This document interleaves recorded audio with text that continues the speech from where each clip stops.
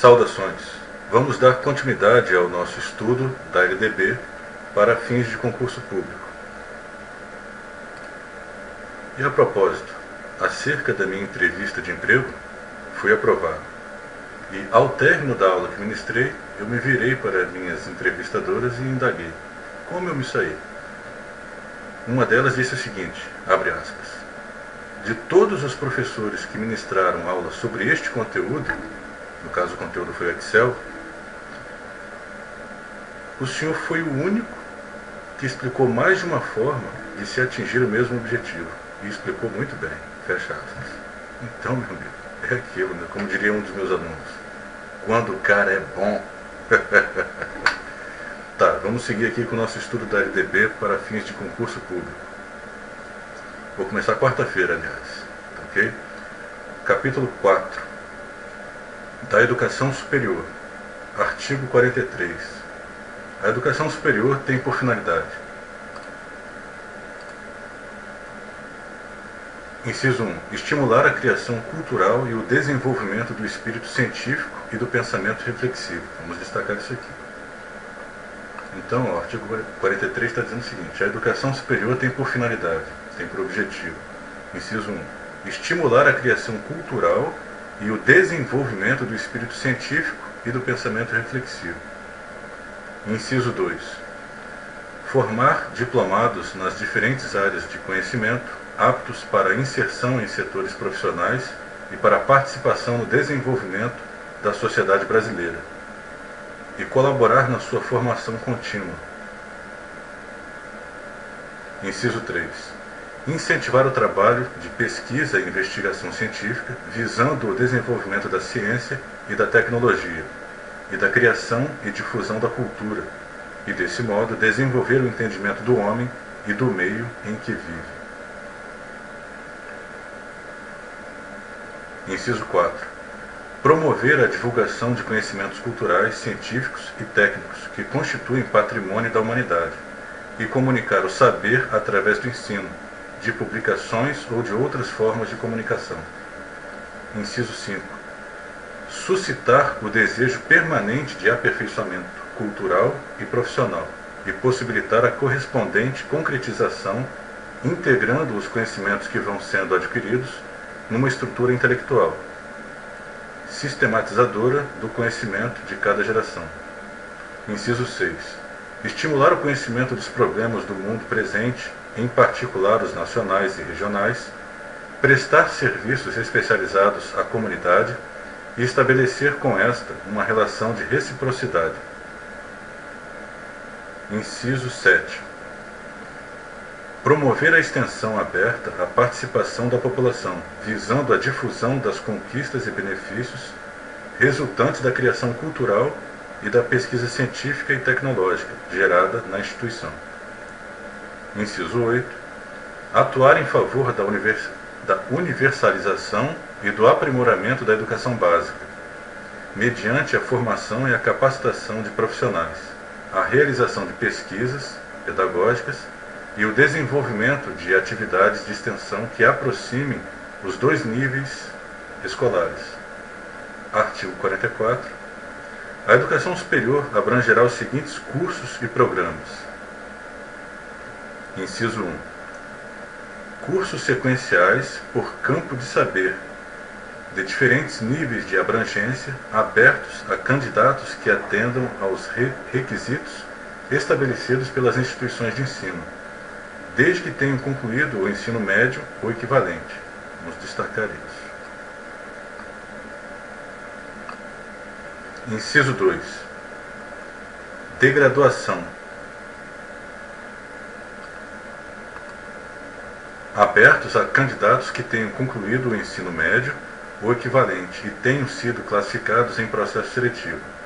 Aliás, aqui é interessante fazer o seguinte, destacar apenas essa parte principal.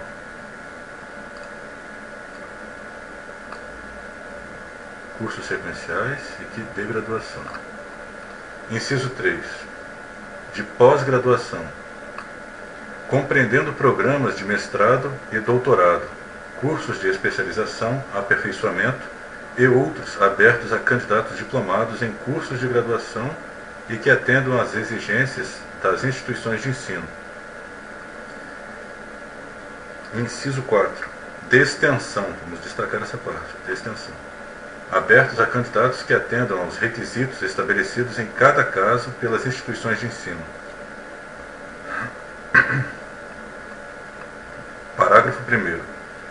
Os resultados do processo seletivo referido no inciso 2 do caput deste artigo serão tornados públicos pelas instituições de ensino superior, sendo obrigatória a divulgação da relação nominal dos classificados, a respectiva ordem de classificação, bem como do cronograma das chamadas para matrícula, de acordo com os critérios para preenchimento das vagas constantes do respectivo edital. Parágrafo 2º. No caso de empate no processo seletivo, as instituições públicas de ensino superior darão prioridade de matrícula ao candidato que comprove ter renda familiar inferior a 10 salários mínimos, ou ao de menor renda familiar. Vamos destacar essa parte. Quanto mais de um candidato preencher o critério inicial. Vamos ler essa parte de novo. Parágrafo 2º. No caso de empate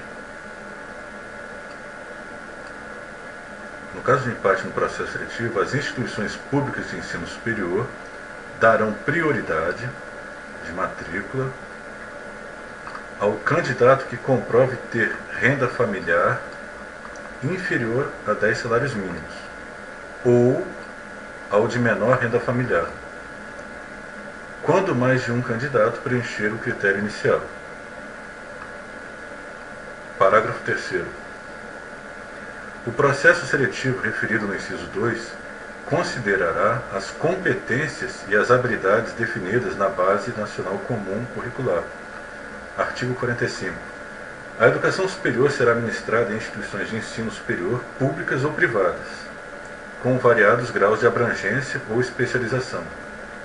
Artigo 46. A autorização e o reconhecimento de cursos, bem como o credenciamento de instituições de educação superior, terão prazos limitados, sendo renovados periodicamente, após processo regular de avaliação. Parágrafo 1º. Após um prazo para saneamento de deficiências eventualmente identificadas pela avaliação a que se refere este artigo, haverá reavaliação que poderá resultar, conforme o caso, em desativação de cursos e habilitações, e intervenção na instituição, em suspensão temporária de prerrogativas da autonomia ou em descredenciamento. É muito importante ter atenção onde você vai fazer o seu curso superior. Muita atenção.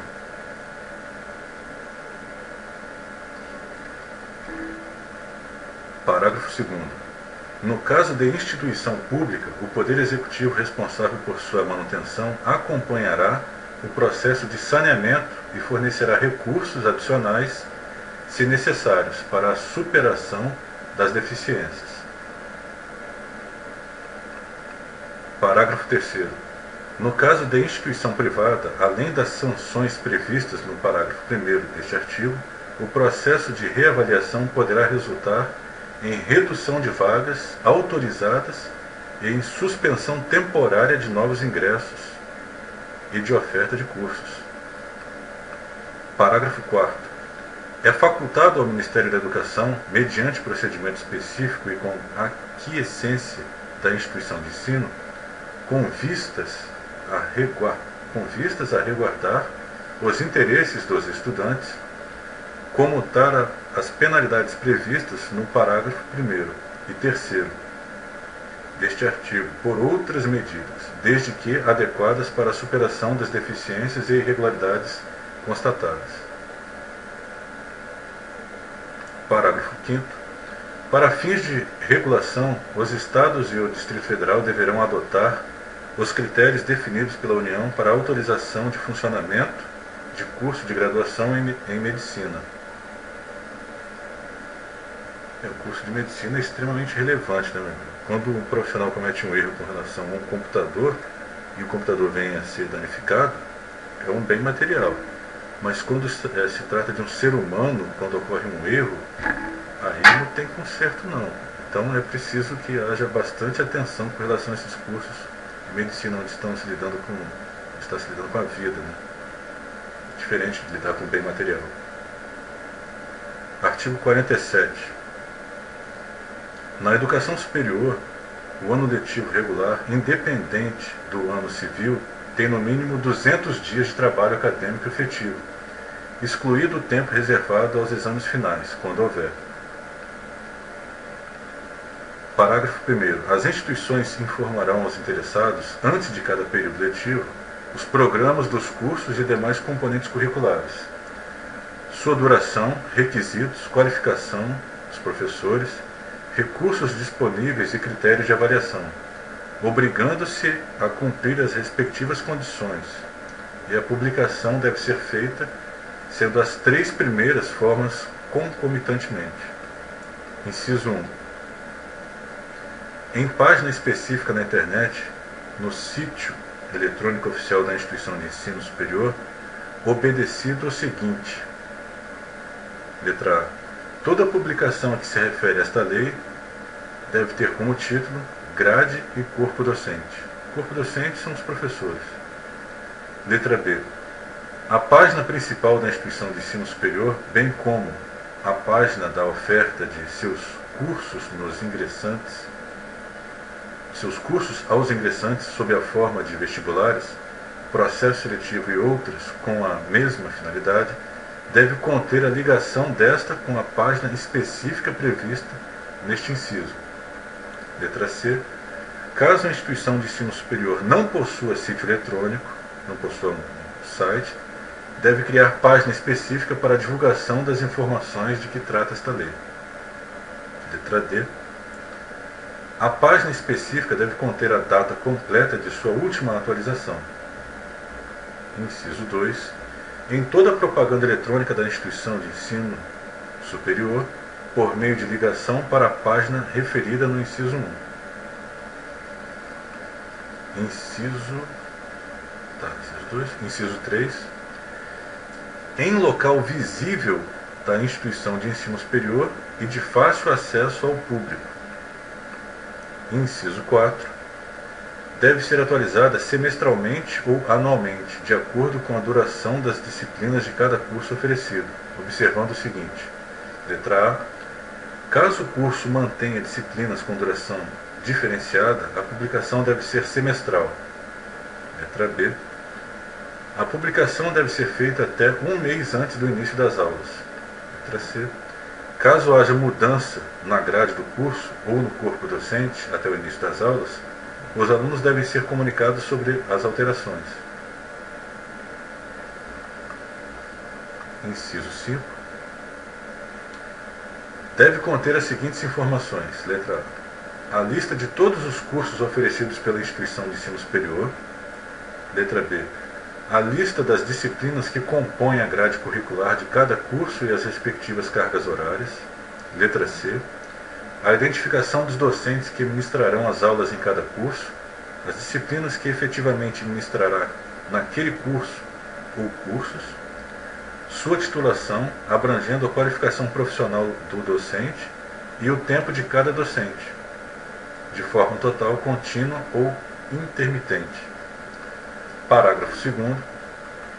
Os alunos que têm um extraordinário aproveitamento nos estudos, demonstrado por meio de provas e outros instrumentos de avaliação específicos aplicados por banca examinadora especial, poderão ter abreviada a duração dos seus cursos, de acordo com as normas dos sistemas de ensino. Parágrafo 3º. É obrigatória a frequência de alunos e professores, salvo nos programas de educação à distância. Parágrafo 4º. As instituições de educação superior oferecerão, no período noturno, cursos de graduação nos mesmos padrões de qualidade mantidos no período diurno, sendo obrigatória a oferta noturna nas instituições públicas, garantida a necessária previsão orçamentária. Artigo 48. Os diplomas de cursos superiores reconhecidos, quando registrados, terão validade nacional como prova da formação recebida por seu titular. Parágrafo 1º. Os diplomas expedidos pelas universidades serão por elas próprias registrados, e aqueles conferidos por instituições não universitárias serão registrados em universidades indicadas pelo Conselho Nacional de Educação. Parágrafo 2º.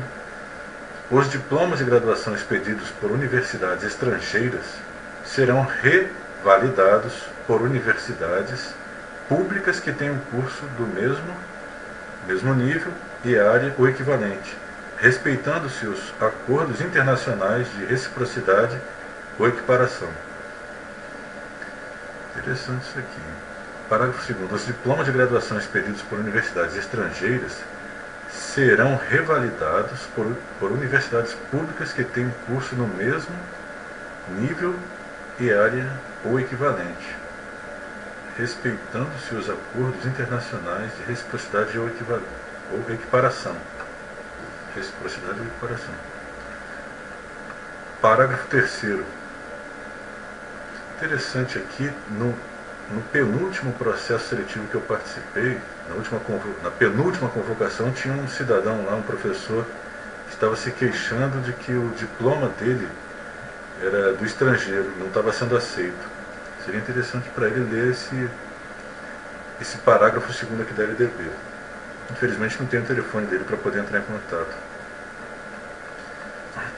Parágrafo 3º.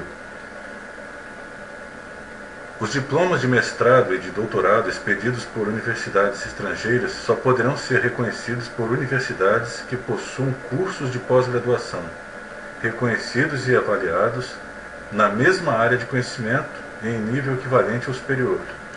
Artigo 49. As instituições de educação superior aceitarão a transferência de alunos regulares para cursos afins, na hipótese de existência de vagas, e mediante processo seletivo. Parágrafo único. As transferências, ex officio, dar-se-ão na forma da lei. Artigo 50. As instituições de educação superior, quando da ocorrência de vagas, abrirão matrícula nas disciplinas de seus cursos a alunos não regulares que demonstrarem capacidade de cursá-las com proveito, mediante processo seletivo prévio. Artigo 51. As instituições de educação superior credenciadas como universidades, ao deliberar sobre critérios e normas de seleção e admissão de estudantes, levarão em conta os efeitos desses critérios sobre a orientação do ensino médio, articulando-se com os órgãos normativos dos sistemas de ensino. Artigo 52. As universidades são instituições pluridisciplinares de formação dos quadros profissionais de nível superior, de pesquisa, de extensão e de domínio e cultivo do saber humano, que se caracterizam por: inciso 1. Produção intelectual institucionalizada, mediante o estudo sistemático dos temas e problemas mais relevantes, tanto do ponto de vista científico, cultural, quanto regional e nacional. Inciso 2. Um terço do corpo docente, pelo menos, com titulação acadêmica de mestrado ou doutorado. Inciso 3. Um terço do corpo docente em regime de tempo integral. Isso aqui é o seguinte, meu amigo, por que está sendo especificado aqui um terço do corpo docente? Porque quanto mais estudo você tem, quanto maior a sua titulação, quanto maior o seu nível de instrução, maior é o seu salário.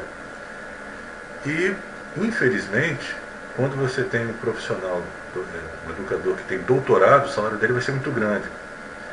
Uma faculdade não deveriam pensar assim, né? Vou contratar todos os meus professores com doutorado, o que vai se gastar muito alto. Então, para evitar que se segregue esses profissionais com alto nível de instrução, a LDB estabelece que pelo menos um terço tem que ter mestrado e doutorado, porque se não tiver isso aqui na lei, por incrível que pareça, Pode acontecer o quê?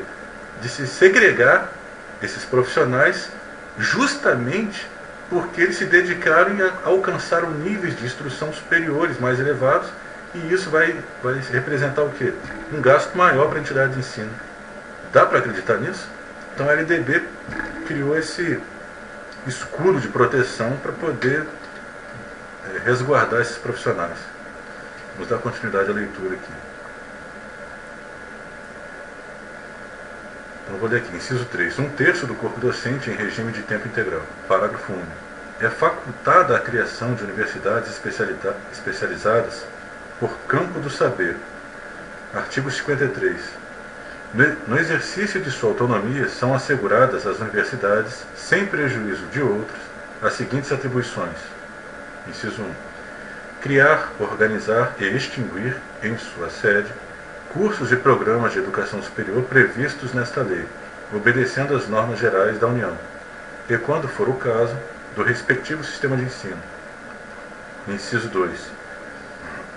Fixar os currículos dos seus cursos e programas, observadas as diretrizes gerais pertinentes. Inciso 3. Estabelecer planos, programas e projetos de pesquisa científica, produção artística e atividades de extensão. Inciso 4. Fixar o número de vagas de acordo com a capacidade institucional e as exigências do seu meio. Inciso 5.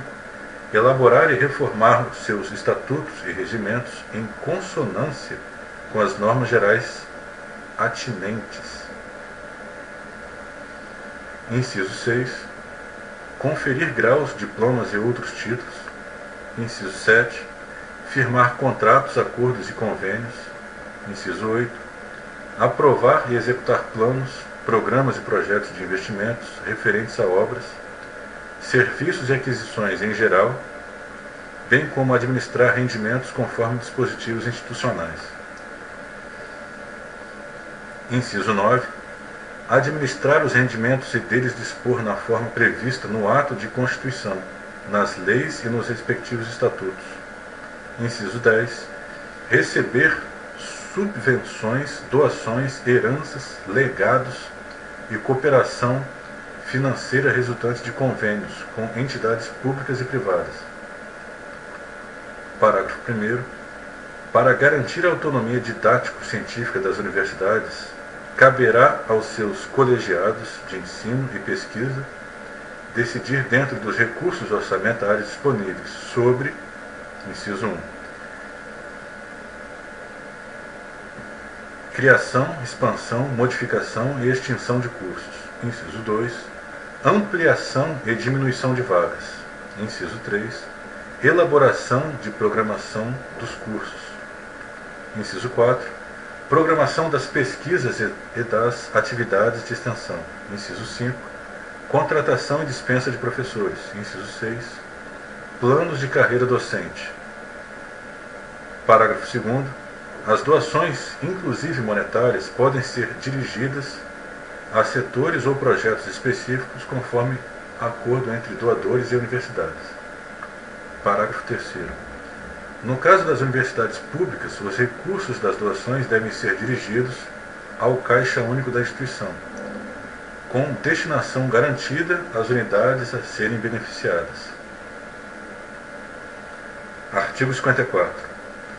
As universidades mantidas pelo poder público gozarão, na forma da lei, de estatuto jurídico especial para atender às peculiaridades de sua estrutura, organização e financiamento pelo poder público, assim como dos seus planos de carreira e do regime jurídico do seu pessoal. Parágrafo 1º. No exercício da sua autonomia, além das atribuições asseguradas pelo artigo anterior, as universidades públicas poderão, inciso 1, propor o seu quadro de pessoal docente, técnico e administrativo, assim como um plano de cargos e salários atendidas às normas gerais pertinentes e os recursos disponíveis. Inciso 2, elaborar o regulamento de seu pessoal em conformidade com as normas gerais concernentes. Inciso 3. Aprovar e executar planos, programas e projetos de investimentos referentes a obras, serviços e aquisições em geral, de acordo com os recursos alocados pelo respectivo poder mantenedor. Inciso 4. Elaborar seus orçamentos anuais e plurianuais. Inciso 5. Adotar regime financeiro e contábil que atenda às suas peculiaridades de organização e funcionamento. Inciso 6. Realizar operações de crédito ou de financiamento com aprovação do poder competente para a aquisição de bens, imóveis, instalações e equipamentos. Meu amigo, para assimilar tudo isso tem que ouvir várias e várias vezes, porque é muito conteúdo para se lembrar na hora da prova. Vou te falar uma coisa, hein? Inciso 7.